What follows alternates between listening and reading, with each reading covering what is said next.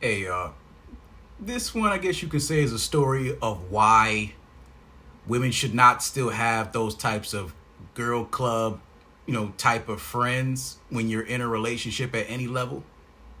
Let me show you what I mean. My wife's sister convinced her to pretend she wanted a divorce as a wake-up call to make me a better husband. Their scheme completely backfired when I hired a lawyer and filed the papers myself. I'm 34 years old and have been married to my wife Rachel for 5 years. We've been living in our house for the past 2 years and I genuinely believed we had built something lasting together. We managed our finances jointly, shared household duties, and had developed this steady rhythm that worked for both of us. Sure, we weren't newlyweds anymore sending each other romantic texts every hour, but I considered us a stable, mature married couple working toward our long-term goals together. What I didn't know is that Rachel had been complaining to her older sister Linda about feeling like our marriage had become too routine. Linda, who's been through 2 divorces herself, apparently convinced Rachel that I was taking her for granted and that she needed to create some drama to wake me up and make me a more attentive husband. I already got a question. Would you keep a friend or a family member that has no winning record in a relationship in your life and giving you advice about your marriage or relationship? Drop that in the comments. Let's continue.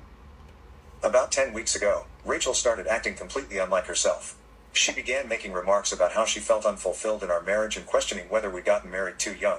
At first, I thought she might be going through some kind of midlife crisis, so I tried to be supportive and give her room to express whatever she was feeling. But then she started talking about how she regretted not staying single longer and wasn't sure if she was cut out for married life. She said she'd been reflecting on her choices and wondering if settling down at 29 had been a mistake. She mentioned feeling like she'd lost her identity and independence, and that our marriage felt more like a business arrangement than a romantic partnership. I was completely blindsided but tried to stay calm. I told her I wanted to understand what she was going through and that we could work together to address whatever was making her unhappy. I suggested we could try new activities together, plan some romantic getaways, or even see a marriage counselor if she felt we needed professional help.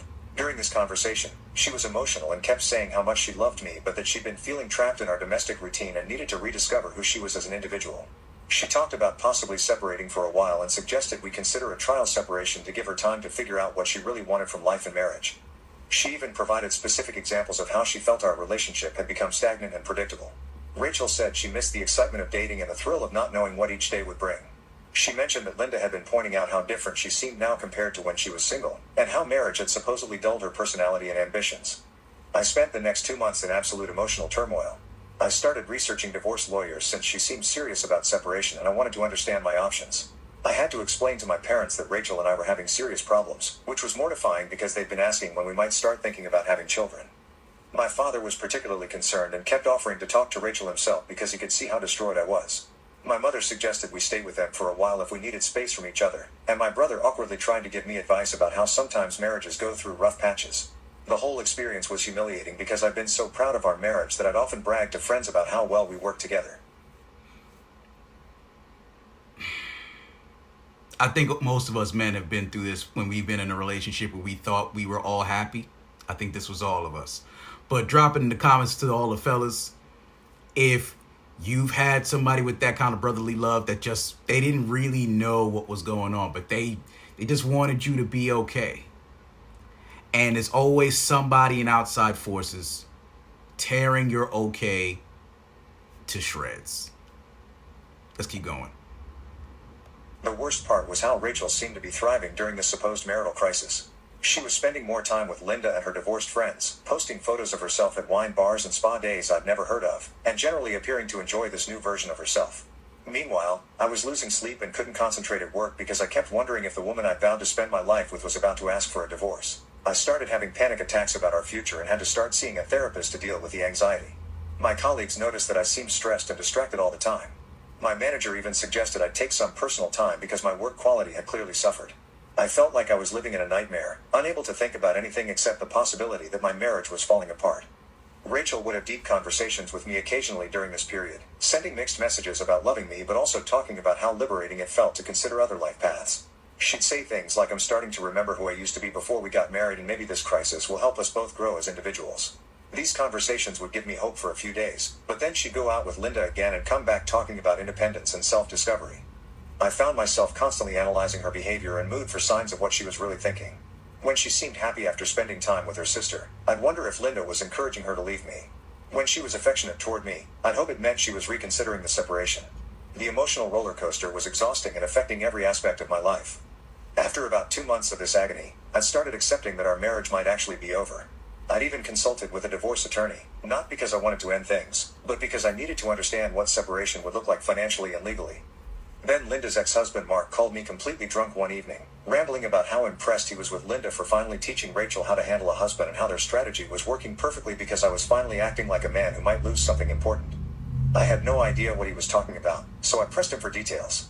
That's when Mark revealed that the entire marriage crisis was completely fake. Linda had convinced Rachel that the best way to get me to be a more romantic and attentive husband was to make me think our marriage was in jeopardy. They'd planned out what Rachel should say to make it seem like she was having genuine doubts about our future together.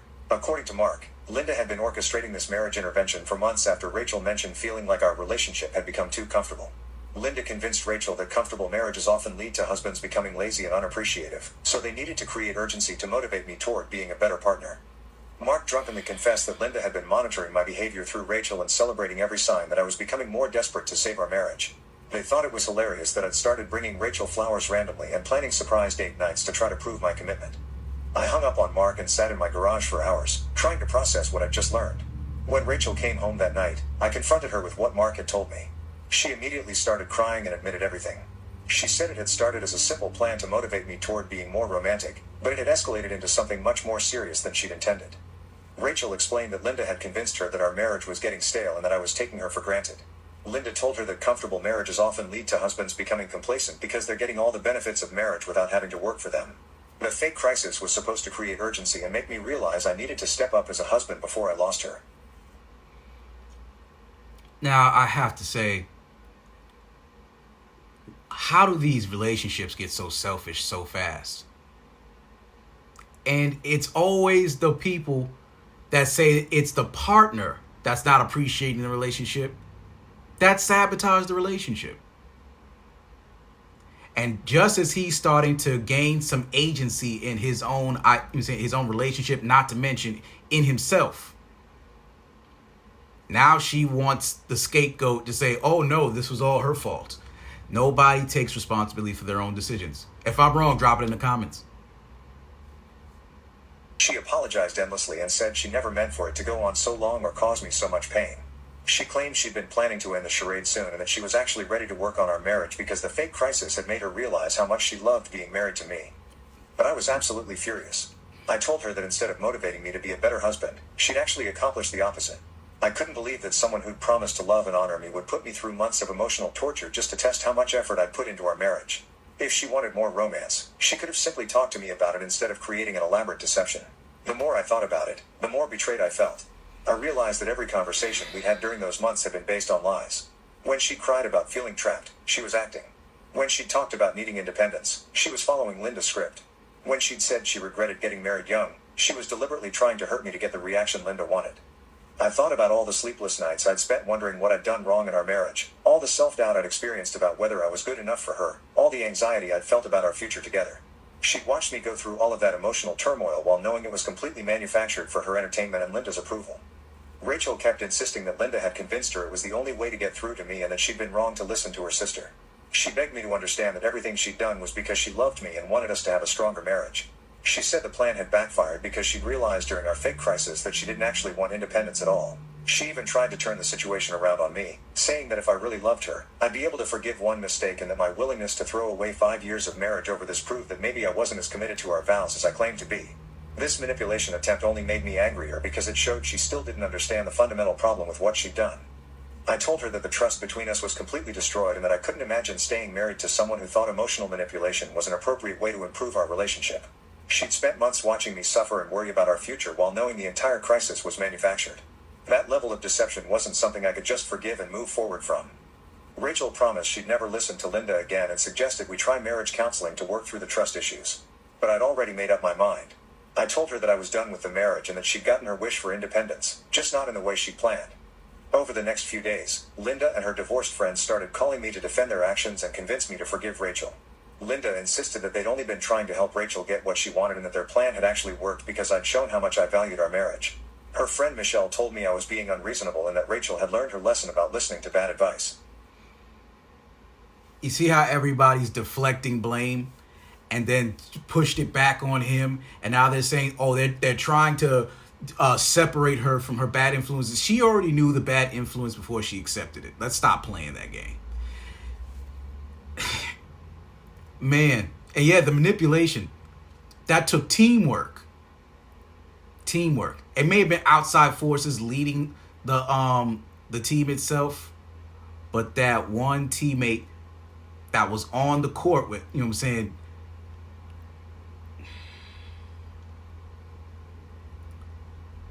don't give no forgiveness to people like this. That's real.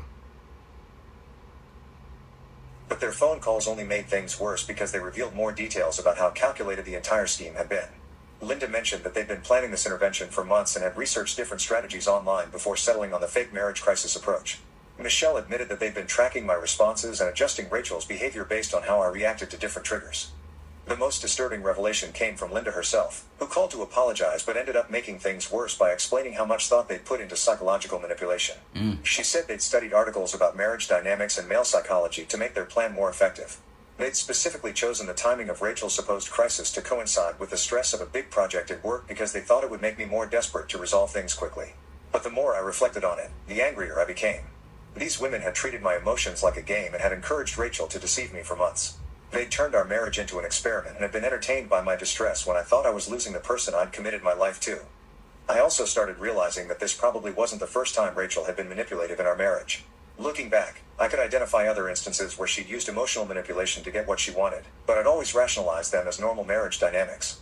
The fake crisis was just the most extreme example of a pattern I'd been too blind to see. I moved out of our house within 10 days. Rachel continued calling and texting, begging for another chance and promising that she'd do anything to rebuild my trust. She said she understood why I was angry, but that ending a 5-year marriage over one mistake seemed extreme. The moving process was emotionally devastating because every item I packed reminded me of our shared life and the future I thought we were building together. I had to divide up furniture we bought together, wedding gifts we'd received, and household items we'd accumulated over the years. Rachel tried to use this as another opportunity to convince me to stay, pointing out how much we'd invested in our life together and how difficult divorce would be. She also tried a different approach, suggesting that we could use this experience to make our marriage stronger. She said that now that we'd been through a major crisis, we'd be better equipped to handle future challenges and that our trust could be rebuilt stronger than before. She even suggested that the fake crisis had revealed how much we really meant to each other, since I'd fought so hard to save our marriage. But every conversation with Rachel just reinforced my decision to leave. She kept trying to minimize what she'd done by calling it a mistake or a lapse in judgment, but I saw it as a fundamental betrayal that revealed her true character. The fact that she'd been able to maintain the deception for months while watching me suffer showed a level of emotional detachment that I found deeply disturbing. The problem is that I don't see it as one mistake. I see it as a fundamental character flaw that allowed her to deceive someone she'd vowed to love and honor for the sake of manipulating them into being more romantic. The fact that she thought this was an acceptable way to handle marriage concerns tells me everything I need to know about her judgment and values. I also couldn't stop thinking about what other deceptions she might be capable of in the future. If she could orchestrate such an elaborate scheme over something as basic as wanting more romance, what would she do if we faced other marital challenges? Would she manipulate our children if we had kids together? Would she lie to me about financial decisions or career choices if she thought it would get her what she wanted? My family and friends are divided on whether I made the right choice. Some think I should have given Rachel another chance since her intentions weren't malicious and she was genuinely trying to strengthen our marriage. Others agree that what she did was unforgivable manipulation that would have destroyed our trust permanently. My brother thinks I'm being too harsh and that all marriages involve some level of game playing and manipulation. He pointed out that Rachel hadn't actually cheated or done anything that caused permanent damage, and he suggested that I was throwing away a good marriage over hurt pride. My sister, on the other hand, was horrified by what Rachel had done and said she couldn't imagine putting someone she loved through that kind of emotional torture. My parents were similarly split. My mom thought I should give Rachel another chance because she believed people could learn from their mistakes and grow. She worried that I was being too rigid in my expectations and that I might regret losing someone I'd loved for 5 years. My dad, however, supported my decision and said that trust was the foundation of any successful marriage and that Rachel had proven she couldn't be trusted. The reactions from our mutual friends were also mixed. Some thought I was overreacting and that the fake crisis was just a misguided attempt to improve our marriage. They pointed out that Rachel's plan had actually revealed how much I valued our relationship and suggested that we could build on that foundation. Others were shocked by the level of deception involved and agreed that what Rachel had done was manipulative and cruel. But I keep coming back to the same conclusion. If Rachel was capable of orchestrating such an elaborate deception over something as basic as wanting more romance, how could I ever trust her again? Marriage is supposed to be built on honest communication, not psychological games designed to manipulate your spouse into being more attentive. The most frustrating part was how many people seemed to think that because Rachel's intentions were good, the means she used were acceptable. They acted like emotional manipulation was just another marriage strategy, rather than a serious violation of trust and respect. I'm now living in my own apartment and slowly rebuilding my life as a divorced man. It's been difficult because I genuinely loved Rachel and had envisioned growing old with her, but I can't stay married to someone who thinks manipulation is an acceptable relationship tool. The hardest part is knowing that if Rachel had simply talked to me about wanting more romance, I probably would have been more than happy to step up my efforts as a husband. Instead, her decision to create fake marriage drama ended up destroying the very relationship she was trying to strengthen. So that's my story. I ended a 5-year marriage because my wife's sister convinced her to fake wanting a divorce to test how much I valued our relationship. Everyone keeps telling me I overreacted, but I believe I dodged a bullet by discovering Rachel's true character before we had children together. Update: it's been 7 months since I filed for divorce from Rachel, and I wanted to provide an update because the situation has continued to evolve in unexpected ways. Rachel spent the first few months after I moved out trying everything she could think of to win me back. She wrote long letters explaining how she'd realized the mistake she made and how she'd cut contact with Linda and stopped listening to her sister's advice. She suggested marriage counseling, promised to do whatever it took to rebuild trust, and even offered to sign a postnup if I was worried about her motives regarding our assets. For a while, I almost considered giving her another chance because her remorse seemed genuine and I missed what we had together. If you were in his position, would you have decided on marriage counseling, knowing that that's what should have been requested upon each other with communication, without seeking her sisters or whoever the hell else she jumped out to? Wouldn't that have been your first option? So wouldn't you agree that it's too late now? That the manipulation and the gaslighting and all this stuff already took place? I say it does.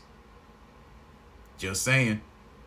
But every time I thought about reconciling, I remembered those months when I was genuinely terrified our marriage was ending while she was essentially acting out a script designed to manipulate me. About 4 months ago, I found out through mutual friends that Rachel had been telling people a very different version of our story. According to her narrative, we divorced because I was emotionally unavailable and couldn't handle her trying to communicate about problems in our marriage. She's been portraying herself as the victim of a husband who abandoned her the moment she tried to work on their relationship. This revisionist history bothered me more than I expected because it showed that Rachel still doesn't understand why what she did was wrong. Instead of taking responsibility for the deception, she's reframed the entire situation to make herself look like the wrong party. Linda and her divorced friends have apparently been supporting this new narrative and telling people that I was clearly never committed to the marriage if I couldn't handle some relationship drama. They've painted me as someone who was looking for an excuse to leave and used Rachel's communication attempt as justification for ending things. But here's the interesting part. About 6 weeks ago, I ran into Mark at a coffee shop, and he was surprisingly honest about what had really happened. He admitted that Linda and her friend group had been jealous of Rachel's stable marriage and had subconsciously wanted to sabotage it. He said they'd all been going through divorces and bitter custody battles and couldn't stand watching Rachel be happy when their own marriages had failed. Mark apologized for his role in the whole mess and said he'd realized too late that their advice came from a place of bitterness rather than genuine concern for Rachel's happiness. He warned me that Rachel was still being influenced by the same toxic sister and friend group and hadn't really learned from the experience. This conversation confirmed that I'd made the right decision by walking away. Rachel's inability to take full responsibility for what happened and her willingness to let Linda rewrite history showed that she hadn't actually grown from the experience. I'm now dating someone new who I met through a cooking class, and the difference in communication styles is remarkable. When Emma has concerns about our relationship, she brings them up directly and we talk through them like adults. The idea of creating fake drama to test each other's commitment would be completely foreign to both of us. Looking back, I realized that Rachel's willingness to deceive me for months was probably indicative of deeper character issues that would have surfaced in other ways throughout our marriage. I'm grateful that I discovered her true nature before we had children together, because I can't imagine co-parenting with someone who thinks manipulation is an appropriate way to solve problems. The experience taught me the importance of surrounding yourself with people who encourage honest communication rather than psychological games. It also reinforced my belief that trust, once broken through deliberate deception, is nearly impossible to fully rebuild. I don't regret my decision to divorce Rachel, and I'm much happier now with someone who shares my values about honesty and direct communication in relationships. Final update: it's been over a year since my divorce from Rachel was finalized, and I wanted to share one last update because there was an unexpected resolution to this whole situation. Emma and I got engaged last month, and we're planning a small wedding for next fall. When news of our engagement spread through our mutual social circles, I heard through friends that Rachel was telling people she was happy for me, but that it proved she'd been right about me needing motivation to be a better partner. I just needed the right woman to bring it out of me. This comment bothered me because it suggested she still didn't understand that the problem hadn't been my ability to be a good husband, but rather her approach to trying to motivate me through deception. But the real revelation came 3 weeks ago.